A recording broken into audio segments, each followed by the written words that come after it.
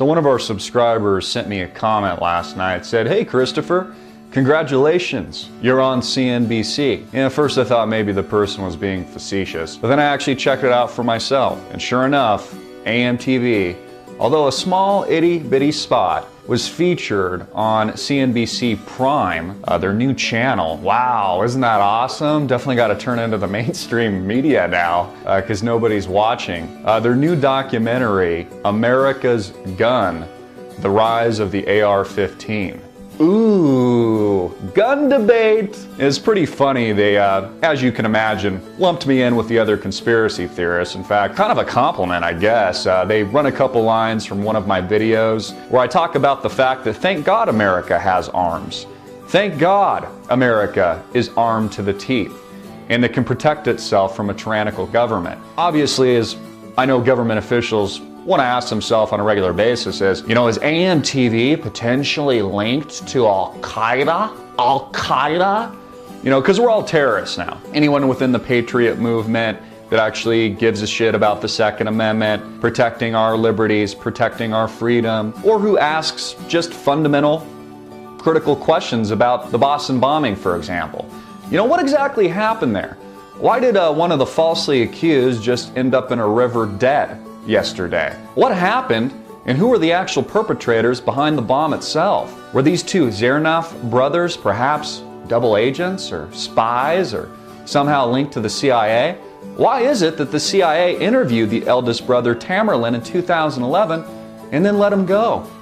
Are they grossly incompetent, or are they somehow connected in a part of the manufactured terror plot itself? Why is Kraft International, and why does it appear that Kraft International employees were on the scene of the crime? Are they really that dumb, or were they simply staged and made to look like they were there to somehow create mass confusion, control the narrative, not only from the mainstream media but the alternative media, so the people just really don't know what happened at all? And of course we have the mother and father in tears saying that their kids were set up, and all other kinds of craziness that people really aren't able to buy off on here in mainstream society. They'll cite things like, well, the mom's a kleptomaniac. She actually stole something from a store one time, so that completely discredits her. We can't take anything she says as truth. Yet they'll accept what the federal government tells them. The same government, through declassified reports like Operation Northwoods, which basically was and is a declassified document. This is a fact. You can Wikipedia it for yourself. Which basically the federal government admits to planning false flag terror attacks here on U.S. soil, domestically, in places like Washington. Even goes as far as to talk about the fact how they plan to stage planes blowing up buildings. Kind of sounds like September 11th, doesn't it? But again, they won't take the Zernoff's mother's word for it, but they'll take the president's. The same presidents like George W. Bush that lied to us about weapons of mass destruction, WMDs. He was speaking yesterday at the opening of his library. It was, kind of like a pissing contest. You had Obama complimenting Bush and the other way around, and Bush was getting all tearful saying, let history be the judge of me, America. Whatever challenges come before us, I will always believe our nation's best days lie ahead. God bless. And so watching the documentary last night, it does prove one fundamental point, is that the alternative media is on the rise. We are clearly on the radar. In fact, in the last 30, 60 days, AMTV and myself personally, although it's kind of strange, honestly, watching yourself on TV, has been featured on Anderson Cooper on CNN, and now, as we were last night, on CNBC. Check your local listings. We should be playing it for the rest of the week.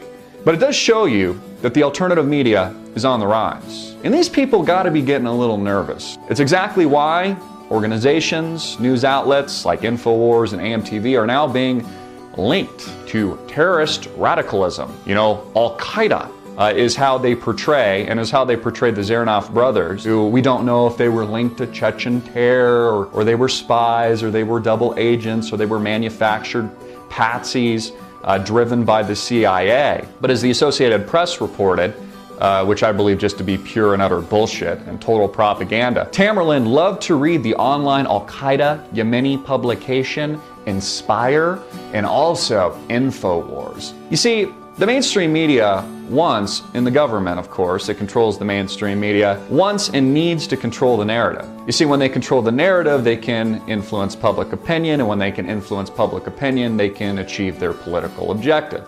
That political objective is to disarm the American people, to eradicate our civil liberties, to ban, confiscate our guns, get rid of the Second Amendment, alter the freedom of speech through legislation like CISPA or SOPA. That is the agenda. And that's why watching this documentary last night, they did a very big sob job on the lives that were lost. You know, like, what a tragedy.